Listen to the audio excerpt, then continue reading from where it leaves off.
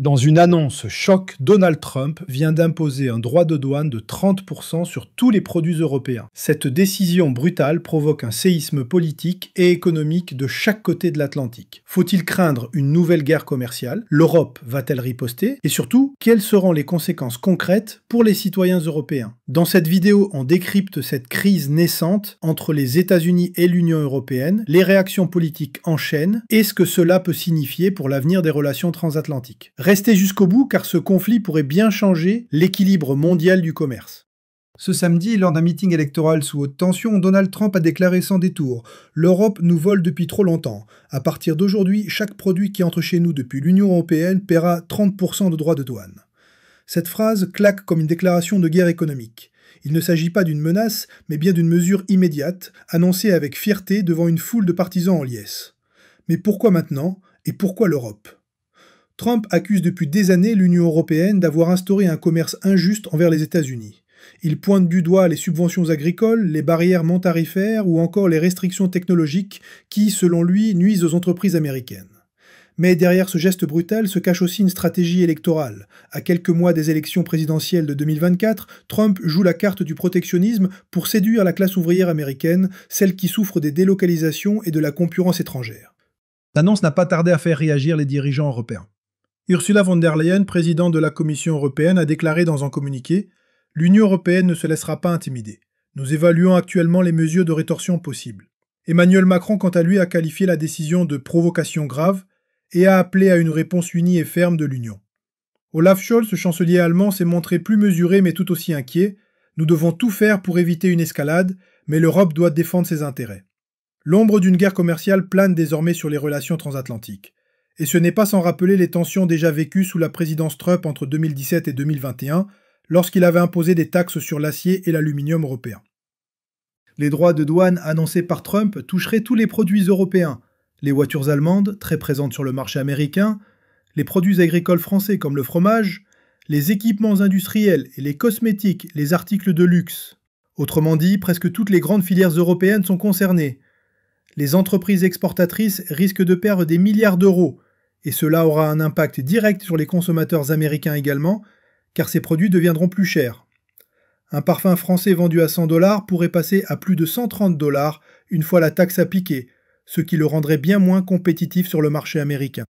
Face à ce coup dur, l'Union européenne est divisée entre deux approches. La riposte immédiate. Certains pays comme la France ou l'Espagne plaident pour l'imposition de taxes similaires sur les produits américains. Ce serait une façon de montrer que l'Europe ne se laisse pas faire. La voie de la négociation. D'autres, comme l'Allemagne ou les Pays-Bas, préfèrent calmer le jeu. Ils craignent une spirale punitive qui nuirait à tout le monde, en particulier à l'industrie automobile allemande très dépendante du marché américain. La Commission européenne étudie déjà un plan de mesures de rétorsion, mais laisse encore la porte ouverte à une solution diplomatique. Des discussions en urgence sont prévues dans les jours qui viennent à Bruxelles. Ce conflit ne concerne pas que le commerce, il s'inscrit dans un contexte géopolitique tendu, où les alliances traditionnelles sont remises en question. Depuis plusieurs années, les relations entre les États-Unis et l'Europe se sont fragilisées. Divergences sur l'Ukraine, tensions sur l'OTAN, désaccords sur la Chine et les technologies. Trump, s'il revient au pouvoir, risque de redéfinir l'ordre mondial en s'éloignant de ses partenaires traditionnels pour adopter une posture plus unilatérale. L'Europe, de son côté, parle de plus en plus d'autonomie stratégique, et cette crise pourrait accélérer ce processus. Investir dans ses propres industries, diversifier ses partenariats commerciaux vers l'Afrique, l'Asie, l'Amérique latine, et ne plus dépendre autant du marché américain. Pour les Européens, cette mesure peut avoir des répercussions économiques réelles, moins d'exportation égale baisse de revenus pour les entreprises. Risque de perte d'emplois dans certains secteurs, augmentation des tensions économiques internationales qui peuvent faire fluctuer les prix, les marchés et le coût de la vie. Mais aussi, cette crise pose une question de souveraineté. Jusqu'où l'Europe doit-elle accepter les diktats économiques des grandes puissances et est-elle capable de se défendre seule? Ce nouvel épisode dans les relations tendues entre les États-Unis et l'Europe marque peut-être le début d'une refonte profonde des équilibres économiques mondiaux. Trump a jeté une pierre dans la mare. À l'Europe de savoir si elle ripostera avec force ou si elle tentera de sauver ce qui reste du lien transatlantique. Voyons maintenant ce qui se passe en France. La France et le Royaume-Uni viennent de lancer un projet pilote assez particulier. Pour chaque migrant renvoyé par les Britanniques vers la France, un autre migrant sera envoyé de France vers le Royaume-Uni. C'est ce qu'ils appellent un système one in, one out. Concrètement, le Royaume-Uni renverra jusqu'à 50 migrants par semaine, ceux qui sont arrivés illégalement en bateau, mais en échange, il devra accueillir un demandeur d'asile choisi par la France, souvent quelqu'un déjà bloqué à Calais mais avec de la famille outre-Manche. C'est une manière, selon Londres et Paris, de lutter contre les passeurs et de mieux gérer les flux migratoires. Mais soyons honnêtes, le système soulève pas mal de questions. D'abord, est-ce que c'est vraiment équilibré? Et surtout, est-ce que ça va marcher? Parce que les critiques pleuvent déjà. Certains s'inquiètent, est-ce qu'on ne va pas simplement déplacer le problème? D'autres, notamment des ONG, dénoncent une gestion comptable de vie humaine. Et pour ne rien arranger, le dispositif pourrait rapidement se heurter à des obstacles juridiques, notamment du côté européen. Mais attention, ce n'est qu'un test d'1 an et il pourrait être suspendu à tout moment. Alors solution pragmatique ou pansement sur une plaie ouverte? Seul le temps le dira. Deuxième dossier, et pas des moindres, la Nouvelle-Calédonie.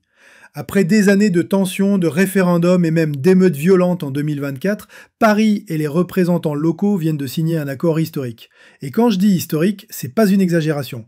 Pour la première fois, un territoire français va devenir un État à part entière tout en restant dans la République française.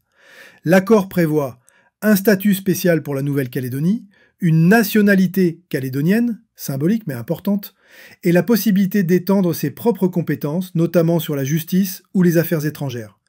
Un référendum local est prévu en février 2026, et ce sont les Calédoniens qui auront le dernier mot. Du côté de Macron, on parle d'un pari sur la confiance. Mais tout le monde ne partage pas cet optimisme. À Nouméa, certains indépendantistes estiment qu'on leur a forcé la main. À Paris, l'opposition critique un accord flou et potentiellement explosif.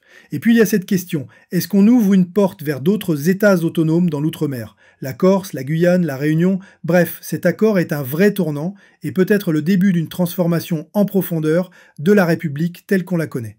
Les marchés tournent le dos à la France. C'est discret, mais c'est grave. Depuis plusieurs semaines, les investisseurs internationaux se détournent de la France. Pourquoi? Parce que le pays est jugé trop instable politiquement et trop risqué économiquement. Le gouvernement Bayrou n'a pas de majorité, 8 motions de censure en 6 mois. Résultat, rien n'avance à l'Assemblée et les réformes sont à l'arrêt. Ajoutez à ça un déficit public à 5,8% du PIB, le plus élevé d'Europe, et une dette de 113% du PIB, et vous avez un cocktail explosif. Concrètement, les grandes institutions financières achètent moins d'obligations françaises, le CAC 40 est à la traîne, largement derrière l'Allemagne ou même l'Espagne, et dans les supermarchés, les Français consomment moins. Carrefour parle même d'un net recul de la demande. Le plus inquiétant, certains à Bercy parlent déjà à demi-mot d'un éventuel appel au FMI si la situation s'aggrave. Oui, on en est là. Et pendant ce temps, Macron veut réarmer la France. Et pourtant, malgré ce contexte tendu, Emmanuel Macron s'apprête à annoncer une hausse historique du budget de la défense. Ce soir, lors du discours aux armées, il va fixer un cap clair, faire de la France une puissance militaire de premier plan. Depuis 2017, le budget militaire est déjà passé de 32 à 50 milliards d'euros. Mais l'objectif est bien plus ambitieux, atteindre 3 à 3,5% du PIB d'ici 2030. Créer un fonds spécial défense ouvert aux investisseurs, voire au grand public. Soutenir les PME françaises de l'armement à hauteur de 5 milliards d'euros supplémentaires. Et même relancer une forme de service militaire adapté pour les jeunes.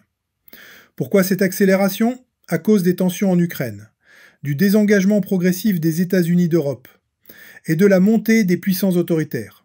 Mais cette stratégie a un prix. Et ce prix, c'est le risque de creuser encore plus le déficit. Les économistes tirent la sonnette d'alarme. Sans réforme profonde ou hausse d'impôts, ce modèle n'est pas tenable. Alors faut-il continuer à investir dans l'armée au risque d'appauvrir le reste? Voilà pour l'actu du jour. Si cette vidéo vous a aidé à mieux comprendre les enjeux, pensez à mettre un petit like, à vous abonner et à activer la cloche pour ne rien rater. Et vous, que pensez-vous de ces accords? Est-ce qu'on va dans la bonne direction? Dites-le moi dans les commentaires. À demain pour un nouveau décryptage ici sur Actu Quotidienne.